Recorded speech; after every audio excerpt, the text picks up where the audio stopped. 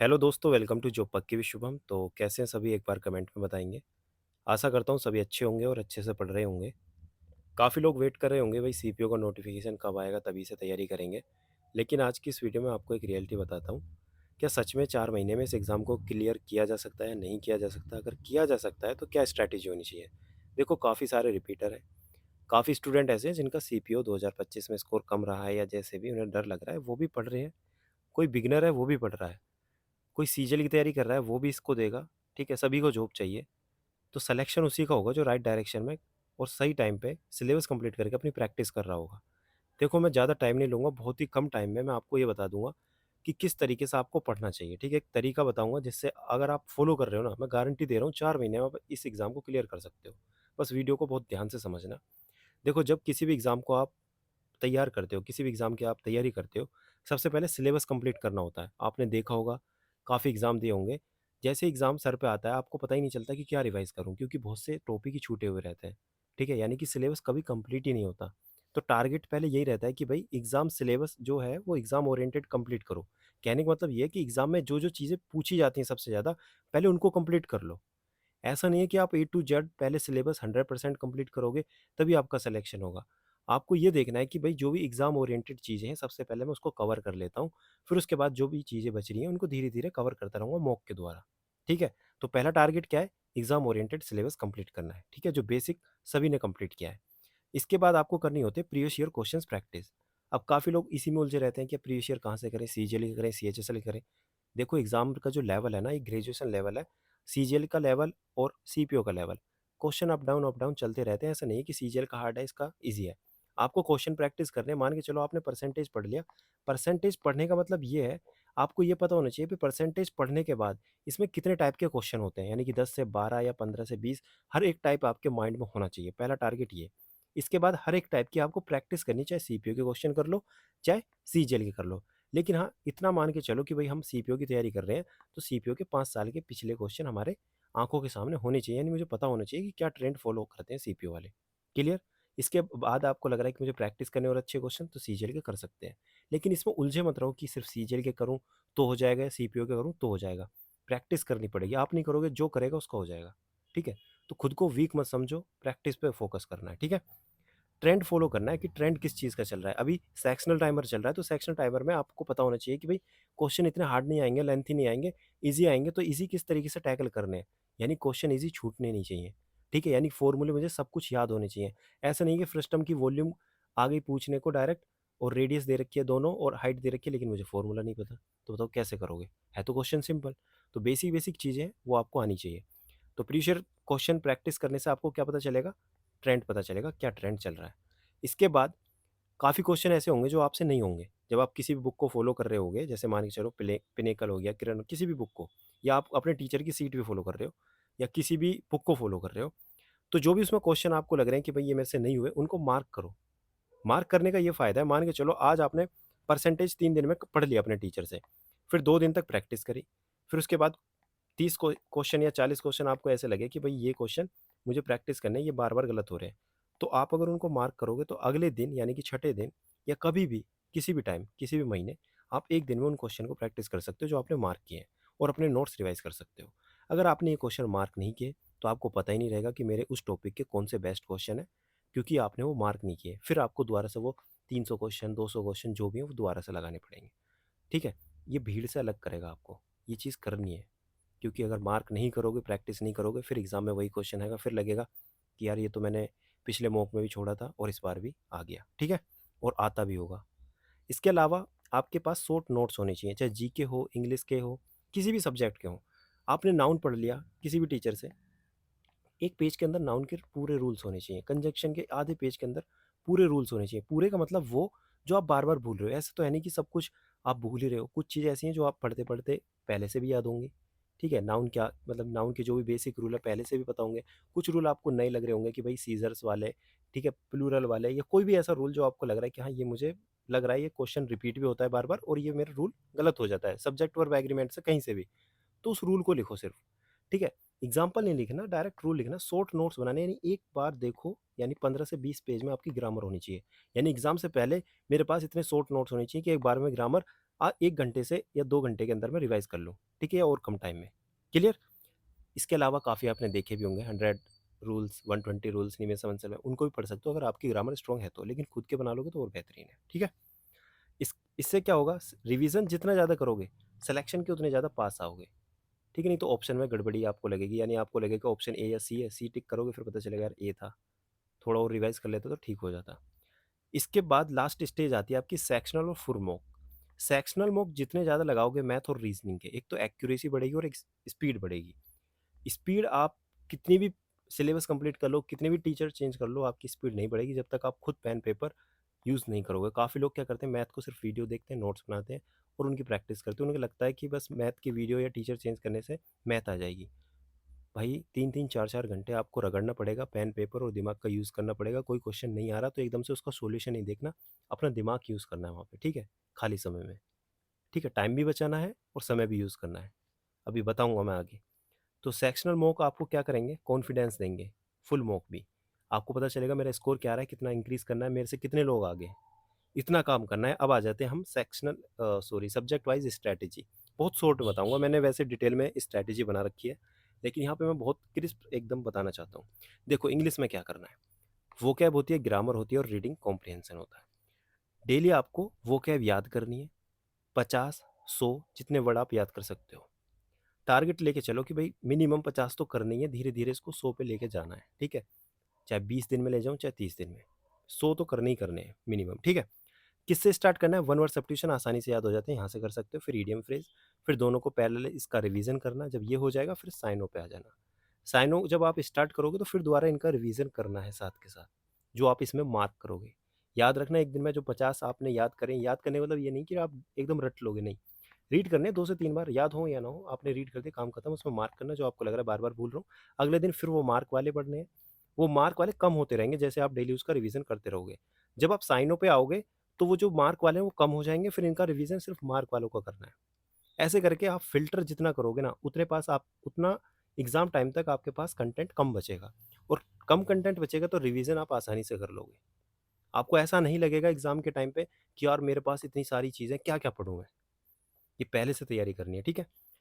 N2 की आपको practice करनी है एमसीक्यू क्वेश्चन की, ये याद नहीं करने। स्पेलिंग की भी ऐसे ही करनी है, ठीक है? बाकी फ्रेज़ल वर्ब लास्ट में देखना है आपको, जब ये सभी चीज़ें आपकी स्ट्रॉन्ग हो जाती हैं तो।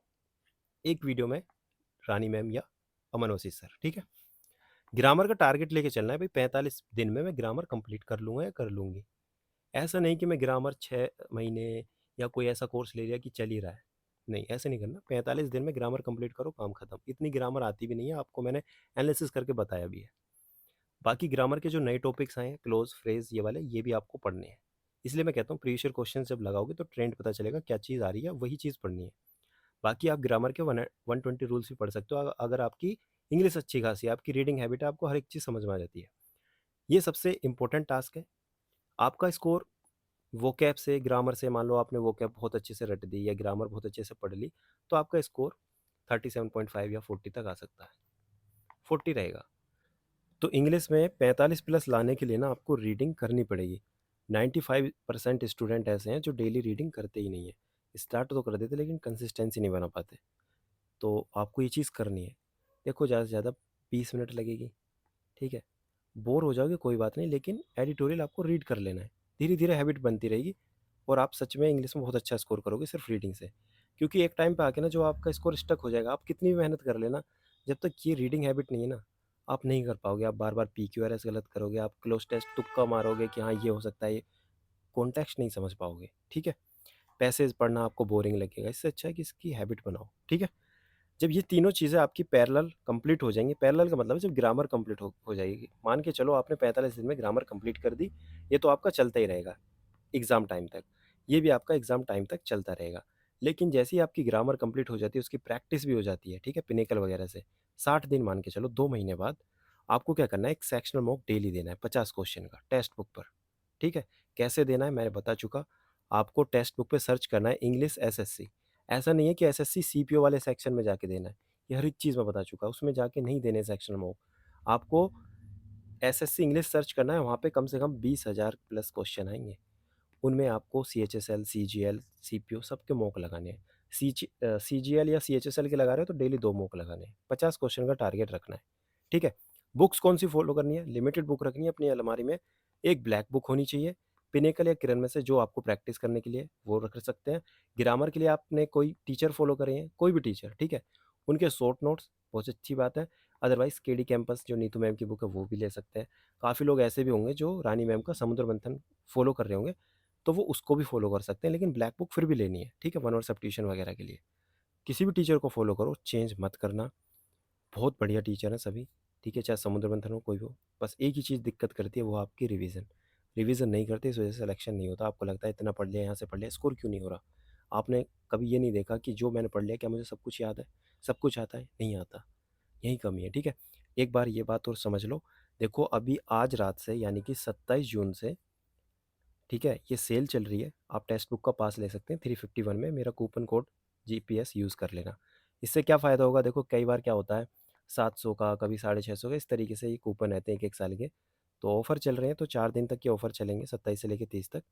तो आप ऑफ़र का फ़ायदा उठा सकते हैं और कम पैसे में यानी ₹351 में आप अपनी तैयारी कर सकते हैं। इसमें आपको जो मैं मॉक बता रहा था, टेक्स्ट बुक वाले सेक्शनल मॉक, वो हर एक चीज़ यहाँ पे मिल जाएँगी। बाकी मेरी एक वीडियो भी है textbook, how to use textbook by toppers. वो वीडियो देखना, उससे आपको बहुत ज़्यादा आइडिया लगेगा, ठीक है? तो आप ले सकते हैं, लिंक मैं इसके नीचे डाल दूँगा डिस्क्रिप्शन में, आप चेक कर लेना। अब आते हैं मैथ की स्ट्रैटेजी पर। देखो, मैथ सबसे ज़्यादा दिक्कत करेगी सीपीओ के स्टूडेंट्स को, क्योंकि मैथ में ही टाइम कम पड़ेगा। इंग्लिश में टाइम कम नहीं पड़ेगा, ना ही जीके में। रीजनिंग में सिली मिस्टेक होने के चांसेस ज़्यादा हैं, जिसकी स्पीड थोड़ी स्लो है, पैनिक हो जाता है। बाकी मैथ में सबसे ज़्यादा दिक्कत आएगी। देखो, मैथ में क्या करना है, सिलेबस तो कंप्लीट करना ही है। सिलेबस के साथ-साथ आपको ये पता होना चाहिए हर एक टॉपिक में कौन-कौन से टाइप है और कौन-कौन से मतलब फ़ॉर्मूले यूज़ होते हैं, ठीक है? जैसे कि आपने देखा होगा मेंसुरेशन में क्वेश्चन जो पूछे गए हैं, पॉलीगन के ज़्यादातर क्वेश्चन पूछे गए हैं इस बार 2025 में। तो पॉलीगन के आपको सारे के सारे फ़ॉर्मूले पता होने चाहिए, एक्सटीरियर इंटीरियर एंगल का रिलेशन, हर एक चीज़, ठीक है? यानी कुल मिला के बात ये है, जो भी टॉपिक पढ़ रहे हैं ना, उसका हर एक टाइप, फ़ॉर्मूला, हर एक चीज़ आपके माइंड में शॉर्ट नोट्स आपके पास होनी चाहिए कि अगर मैं परसेंटेज पढ़ रहा हूँ, उसका अगर रिवीजन कर रहा हूँ, तो मैं क्या 2 घंटे में परसेंटेज का रिवीजन कर सकता हूँ? ऐसा कंटेंट है मेरे पास, या मैं उसमें 3-4 दिन तक ही लगा रहूँगा? ये आपके पास होना चाहिए, ठीक है? प्रीवियस ईयर क्वेश्चंस प्रैक्टिस करनी है मल्टीपल टाइम्स। क्वेश्चन मार्क ज़रूर करने हैं। अभी मैंने बताया था, क्वेश्चन मार्क नहीं करोगे कोई फ़ायदा नहीं है तैयारी का। जो मार्क करेगा वो लीड कर जाएगा, ठीक है? डेली टारगेट ये रखना है, 50 क्वेश्चन प्रैक्टिस करने हैं, पेन पेपर का यूज़ करना है। टीचर की वीडियो देखोगे, वो सिखा देगा, उसका काम है, ठीक है? आप समझ भी जाओगे। लेकिन जैसे एग्ज़ाम में या मॉक में क्वेश्चन करोगे, बहुत लोगों को दिक्कत आती है। मैं 3 साल से ये T20 अप्रोच बता रहा हूँ। ये सिर्फ़ इसलिए बता रहा हूँ, जिससे आपकी स्पीड और एक्यूरेसी दोनों बढ़े। लेकिन आज के टाइम पे 2025 से सीपीओ में सेक्शनल टाइमर आ गया। लेकिन जो बच्चे इस तरीके से मतलब पहले से प्रैक्टिस कर रहे हैं अपनी बुक्स में, बुक्स के क्वेश्चन, वो सच में लीड कर रहे हैं, ठीक है? मेरी वीडियो देखना, T20 अप्रोच बाय जब विद शुभम, किस तरीके से क्वेश्चंस किए जाते हैं फास्ट, ठीक है? डेली प्रैक्टिस अपनी बुक से भी कैसे भी। तो इसको देखना, इस अप्रोच के साथ आपको डेली क्वेश्चन प्रैक्टिस करने हैं। पेन पेपर का यूज़ करना है, इस बात को दिमाग में रख लो। मैथ सिर्फ प्रैक्टिस से आएगी, कोई टीचर आपको सिर्फ कॉन्सेप्ट सिखा सकता है, स्पीड नहीं बढ़ा सकता, खुद का दिमाग यूज़ करना पड़ेगा, ठीक है? 15 से 20 मिनट कैलकुलेशन का यूज़ करना है, बाकी मैं जब आपका एग्ज़ाम पास आएगा ना, मैं सेक्शनल मॉक प्रैक्टिस करवाऊँगा, खुद किस तरीके से ऑप्शन एलिमिनेट करना है, आर्ट ऑफ स्किपिंग, हर एक चीज़ बताऊँगा। अभी सिर्फ आप अपना काम करो, बाकी मैं आपको बताता रहूँगा। बुक्स, आप कोई भी बुक फॉलो कर सकते हो। आपको लग रहा है मैंने किसी टीचर का कोर्स ले रखा है, तो उसकी सीट से ही क्वेश्चन लगाओ, वो प्रीवियस ईयर क्वेश्चंस ही रहते हैं। ऐसा नहीं कि सीट के क्वेश्चन भी लगाओगे, उसके नोट्स के क्वेश्चन भी लगाओगे, फिर बुक भी लगाओगे, हो ही नहीं पाएगा। दिमाग में बर्डन रहेगा, कुछ नहीं हो पाएगा, ठीक है? बहुत लिमिटेड कंटेंट रखना है। जब आपका 70% सिलेबस कंप्लीट हो जाए, तब आपको सेक्शनल मॉक पे आ जाना है। क्लियर? तो इतना काम करना है मैथ में। जीके में बताता हूँ, देखो जीके के लिए भटको मत बिल्कुल भी। जीके के लिए परमार एसएससी, ठीक है? एक यूट्यूब चैनल है, बस इसको फॉलो करो। आपको लग रहा है मैं जीके ज़्यादा नहीं पढ़ूँगा, तो वन शॉट देख लो हर एक सब्जेक्ट की। और 4.0 के जो नोट्स हैं, आपके पास जो भी बुक है, उसका बार-बार रिवीजन करो, बार-बार रिवीजन करो। आप भूलोगे, आपसे कोई भी पूछ लेगा आर्टिकल 31 क्या है? नहीं पता। कोई पूछ लेगा आर्टिकल 127 क्या है? नहीं पता। ठीक है? नहीं पता होगा, है ना? तो आपको क्या करना है, हर एक चीज़ बार-बार रिवाइज़ करनी है। रिवाइज़ करने से आपको ये पता होना चाहिए, भई पॉलिटी का मतलब जो पार्ट 3 है, पार्ट 3 में क्या है, पार्ट 4 में क्या है, पार्ट 5 में क्या है, एकदम ऑर्डर में पता होना चाहिए। प्रेसिडेंट किस आर्टिकल में आता है, प्राइम मिनिस्टर कौन-कौन से आर्टिकल में आते हैं, सुप्रीम कोर्ट कितने से कितने आर्टिकल में है, हाई कोर्ट कितने से कितने आर्टिकल में, ऑप्शन एलिमेंट आप आसानी से कर लोगे, ठीक है? या आपको दिल्ली सल्तनत के बाद क्या है, ठीक है? कब मुगल एम्पायर इस्टेब्लिश हुआ, ठीक है? 1526 में कौन-सा हुआ युद्ध, 1527, 28, 29, 30 क्या चल रहा है, हर एक चीज़ पता होनी चाहिए ऑर्डर में एकदम। ठीक है, ऐसा नहीं कि बस एक क्वेश्चन याद कर लिया काम खत्म, नहीं। ऑर्डर में हर एक चीज़ पता होनी चाहिए। वो कैसे होगी? बार-बार रिवीजन से, ठीक है?